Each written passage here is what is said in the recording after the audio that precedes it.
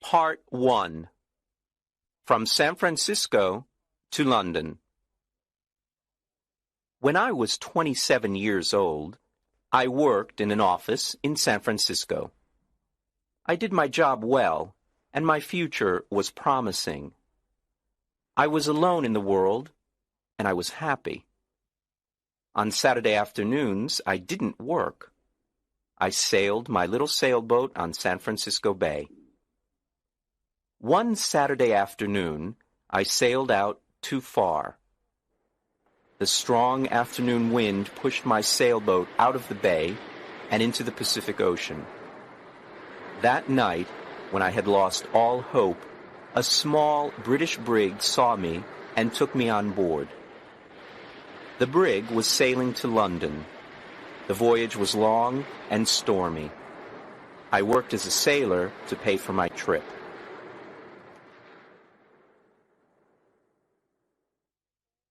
When I arrived in London, my clothes were old and dirty.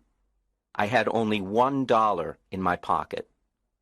With this dollar, I ate and slept for the first 24 hours. During the next 24 hours, I didn't eat and I didn't sleep. At about 10 o'clock the following morning, I went to Portland Place. I saw a child walking past holding a big pear. The child ate one small piece and then threw the pear onto the street.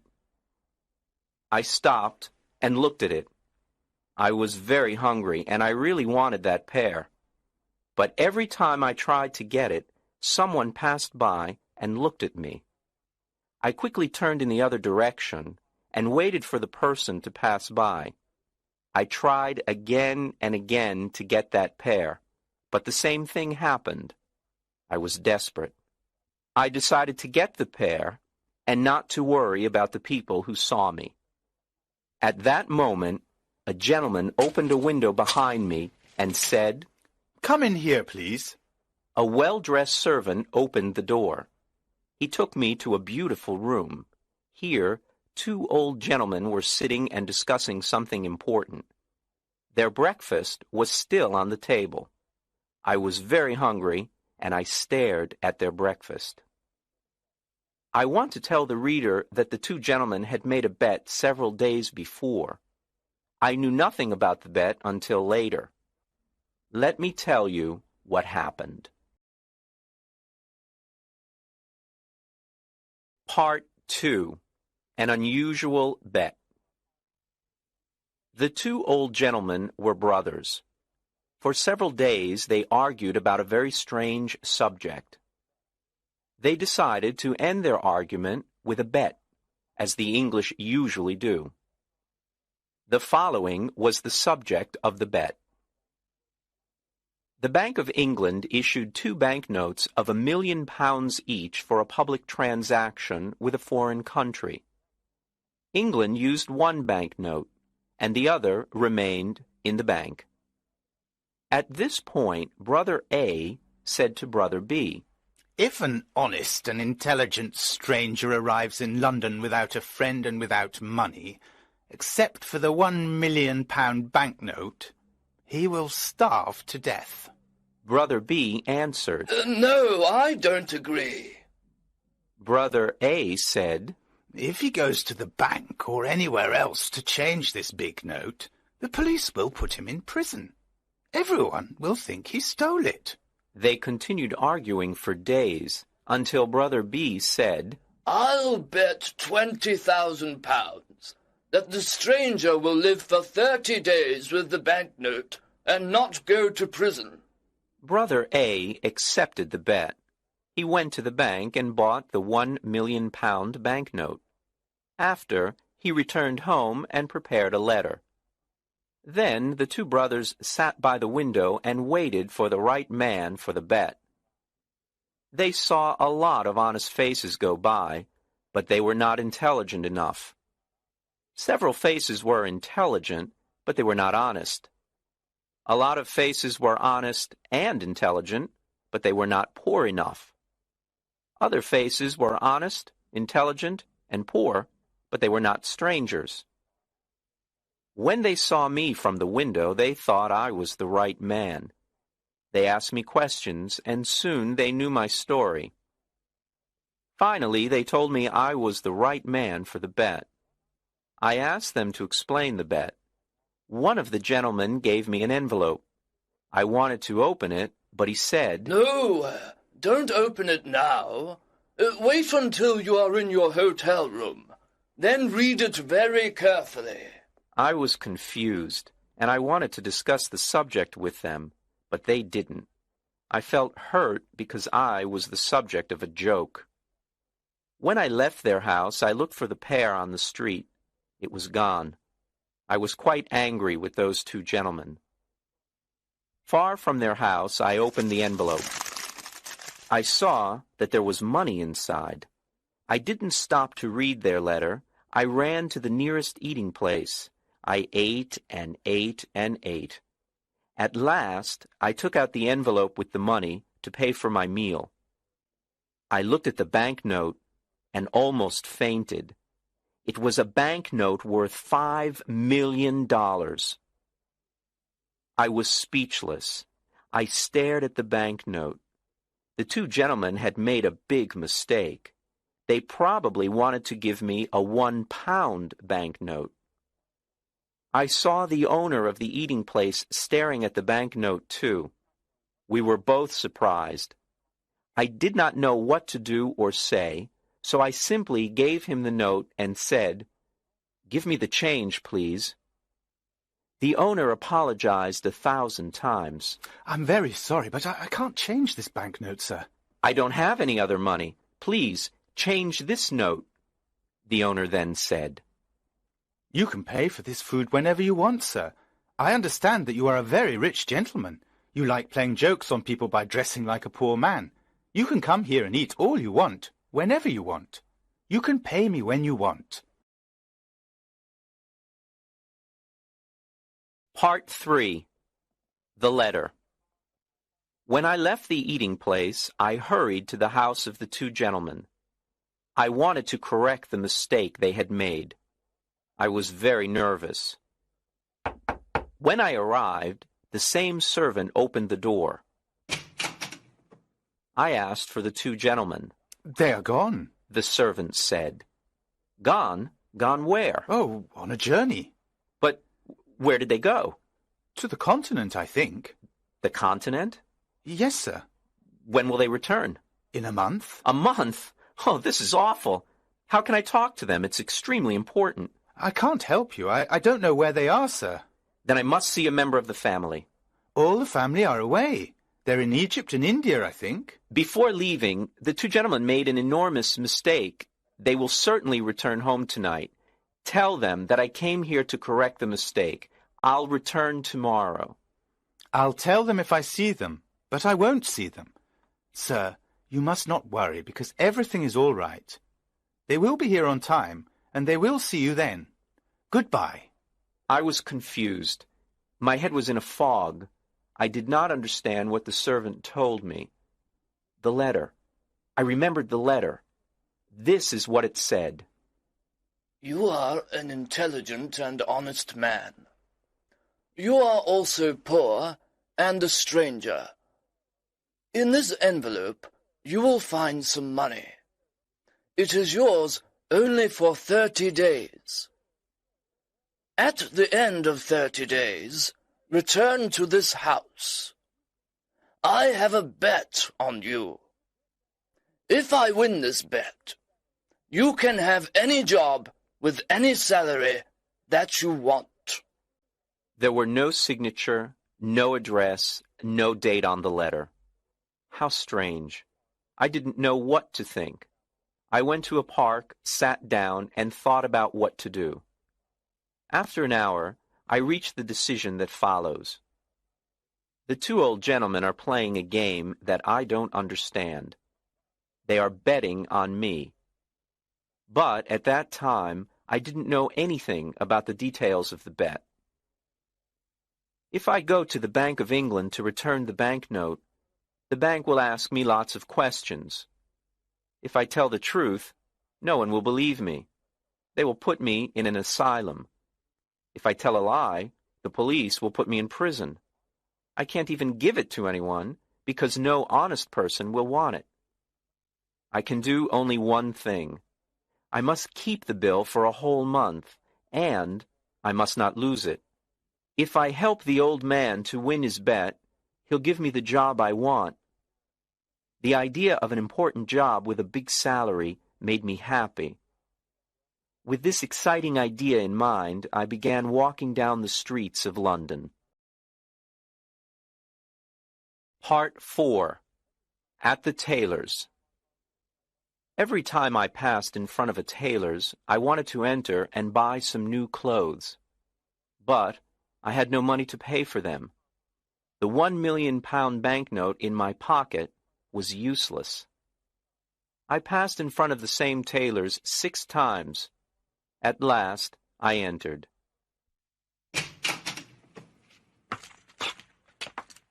I quietly asked if they had an old, unattractive suit that no one wanted to buy. The man I spoke to nodded his head, but he didn't speak. Then another man looked at me and nodded his head. I went to him, and he said, "One moment, please." After some time, he took me to a back room. He looked at several ugly suits that no one wanted. He chose the worst for me. I really wanted a suit, so I said nothing. It was time to pay. "Can you wait a few days for the money? I haven't got any small change with me." The man said, "Oh, you haven't? Well, I thought gentlemen like you carried large change." "My friend," I replied, "you can't judge a stranger by the clothes he wears. I can pay for this suit, but can you change a large banknote?" "Oh, of course we can change a large banknote," he said coldly. I gave him the banknote. He received it with a smile, a big smile that covered his face. When he read the banknote, his smile disappeared. The owner of the shop came over and asked me, What's the trouble? "There isn't any trouble. I'm waiting for my change." Come, give him his change, Todd, quickly. Todd answered. "It's easy to say, but look at the banknote." The owner looked at the banknote. Then he looked at my package with the ugly suit. Todd! He shouted. You're stupid! How can you sell this unattractive suit to a millionaire? Todd, you can't see the difference between a millionaire and a poor man. I apologize, sir. The owner continued. Please take off those things you are wearing and throw them in the fire. Put on this fine shirt and this handsome suit. It's perfect for you. Simple, but elegant. I told him I was very happy with the new suit. Oh, wait until you see what we can make for you in your size. Todd, bring a pen and a book. Let me measure your leg, your arm. I didn't have a moment to speak. The owner measured me. Then he ordered his tailors to make me morning suits, evening suits, shirts, coats, and other things. "But, my dear sir," I said, "I can order all these things only if you change my banknote, or if you can wait a while before I pay you." Wait a while? I'll wait forever. That's the word. Todd, send these things to the gentleman's address. Let the less important customers wait. "What's your address, sir?" "I'm changing my home. I'll come back and give you my new address," I replied. Quite right, sir, quite right. Let me show you to the door, sir. Good day, sir. Good day.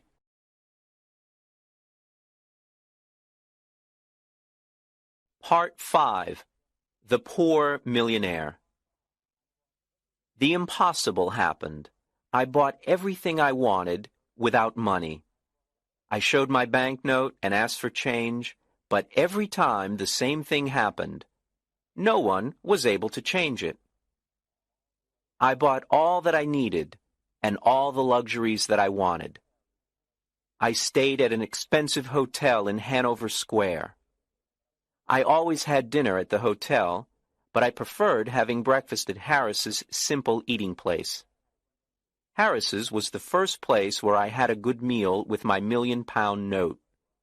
That's where it all started. The news about me and my banknote was all over London. Harris's eating place became famous because I had breakfast there. Harris was happy with all his new customers. I lived like a rich, important man.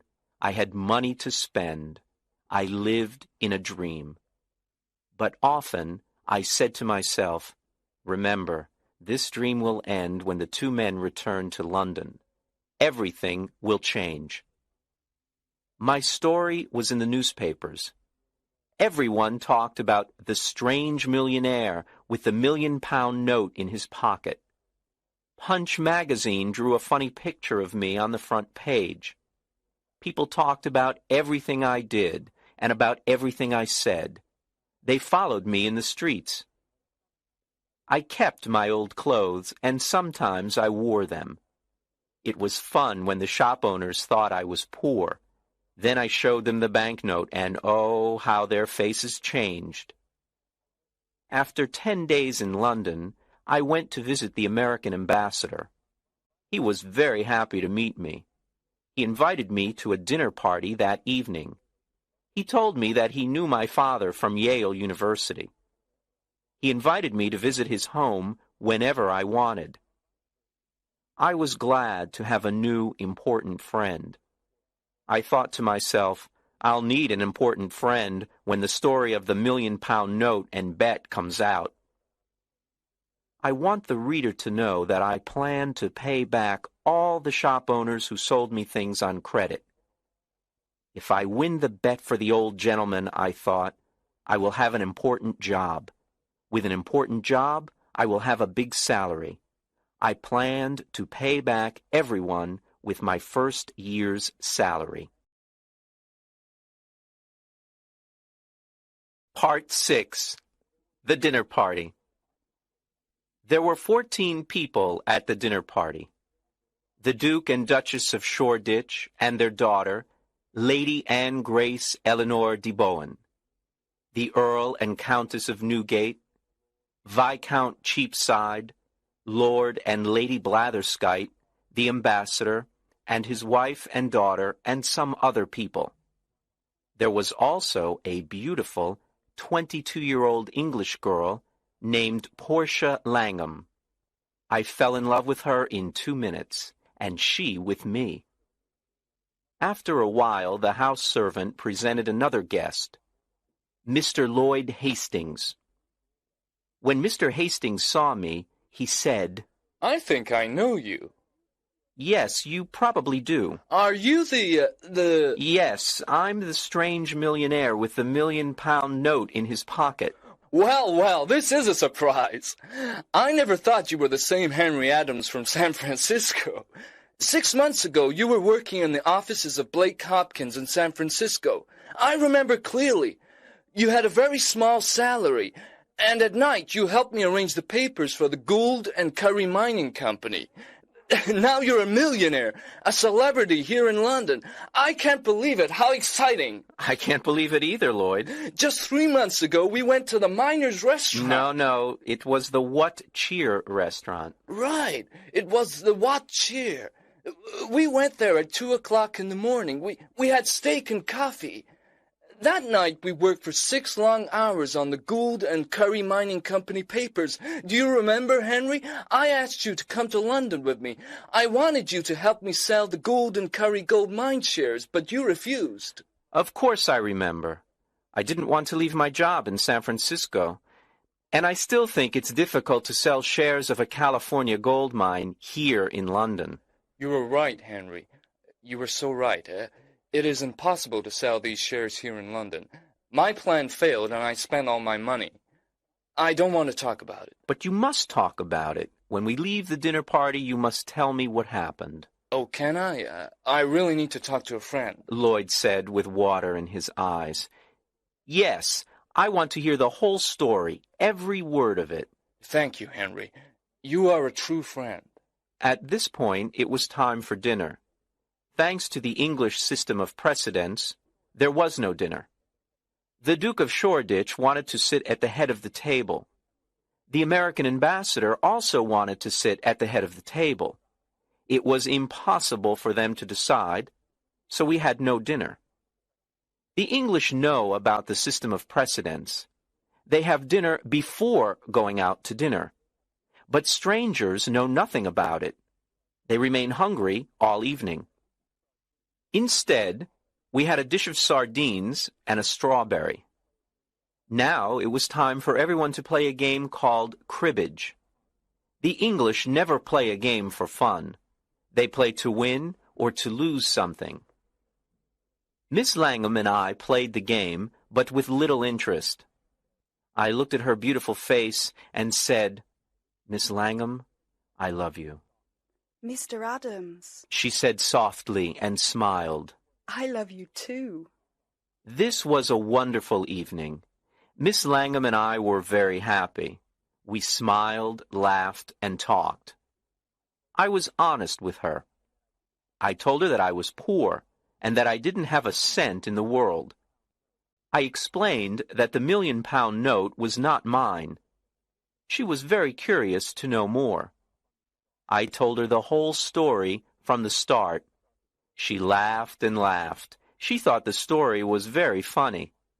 I didn't understand why it was funny. I also explained that I needed an important job with a big salary to pay all my debts. "Portia, dear, can you come with me on the day I must meet those two gentlemen?" "Well, yes, if I can help you," she replied. "Of course you can help me.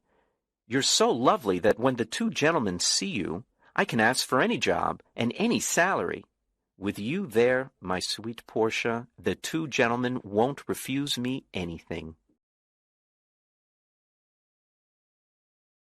Part 7. A $1,000,000 Idea. At the end of the dinner party, I returned to the hotel with Hastings. He talked about his problems, but I didn't listen to him. I was thinking about Portia the whole time. When we arrived at the hotel, Hastings said, "Let me just stand here and look at this marvelous hotel. It's a palace.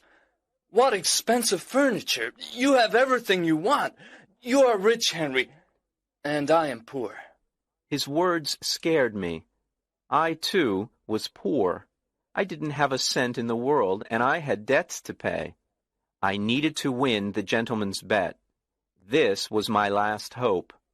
Hastings didn't know the truth. "Henry, just a tiny part of your income can save me. I'm desperate," Hastings cried. "My dear Hastings, sit down here and drink this hot whiskey. Now, tell me your whole story, every word of it." "Do you want to hear my story again?" "But you never told me your story." "Of course I told you my story as we walked to the hotel. Don't you remember?" "I didn't hear one word of it." "Henry, are you ill? Is something wrong with you? What did you drink at the dinner party?" "Oh, Hastings, I'm in love. I can only think about my sweet Portia. This is why I didn't hear your story before." Hastings got up from his chair, shook my hand, and laughed. "I'm very happy for you, Henry. Very happy," he said, smiling. "I'll tell you the whole story again." So he sat down and patiently started to tell me his story. To make a long story short, the owners of the Gould and Curry gold mine sent Henry to England to sell the shares of the mine for $1,000,000. Any money he received over $1,000,000 was his to keep. Hastings' dream was to sell the shares for more than $1,000,000 and become rich. He had only 1 month to sell the shares. He had done everything to sell them, but nobody wanted to buy them. Then he jumped up and cried, "Henry, you can help me. Will you do it?" "Tell me how." "Give me $1,000,000, and I'll sell you all the shares. You will be the new owner of the gold mine. Don't refuse." I didn't know what to say. I wanted to tell Hastings the truth, but then an intelligent idea came to me. I thought about it for a moment, and then calmly said, "I will save you, Lloyd." "Then I am already saved. How can I thank you?" "Let me finish, Lloyd. I will save you, but not in that way. I have a better way.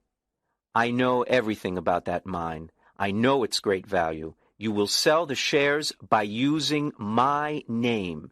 You can send anyone to me. Since people in London know me, I will guarantee the gold mine. In a week or two, you will sell the shares for $3 million by using my name, and will share the money you earn, half to you and half to me. Lloyd was very happy and excited. He danced around the room and laughed. I can use your name! Your name! Think of it! The rich Londoners will run to buy these shares. I'm saved! And I'll never forget you, Henry. Part 8. Back to Portland Place. The next day, all of London talked about the shares of the California gold mine. I stayed in my hotel and said to everyone who came to me, "Yes, I know Mr. Hastings. He's a very honest man, and I know the gold mine, because I lived in the California gold country.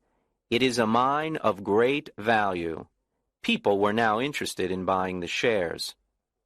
I spent every evening with Portia at the American ambassador's house. I didn't tell her about the shares and the mine. It was a surprise. We talked about our love and our future together. Finally, the end of the month arrived. Lots of rich Londoners bought the shares of the mine.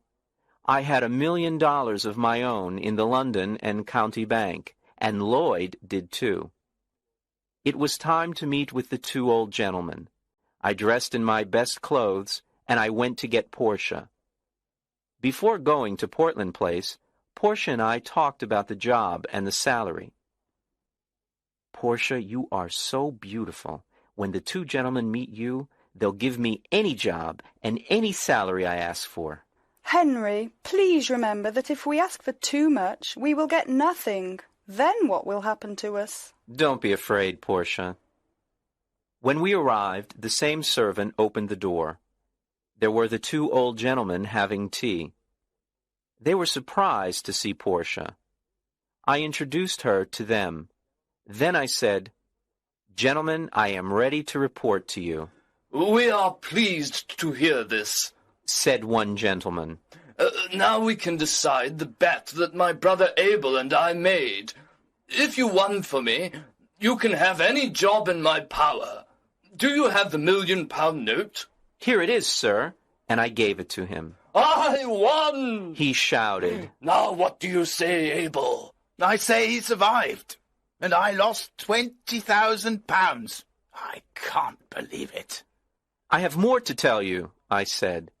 "But it's a long story. I'll tell you another time. For now, look at this." What? A certificate of deposit for £200,000? Is it yours? "It's mine. I earned it by using the banknote you lent me for a month." This is astonishing. I can't believe it. Portia looked at me with surprise and said, Henry, is that really your money? You didn't tell me the truth. "No, I didn't, but I know you'll forgive me." Don't be so sure. You told me a lie, Henry. "Dearest Portia, it was only for fun.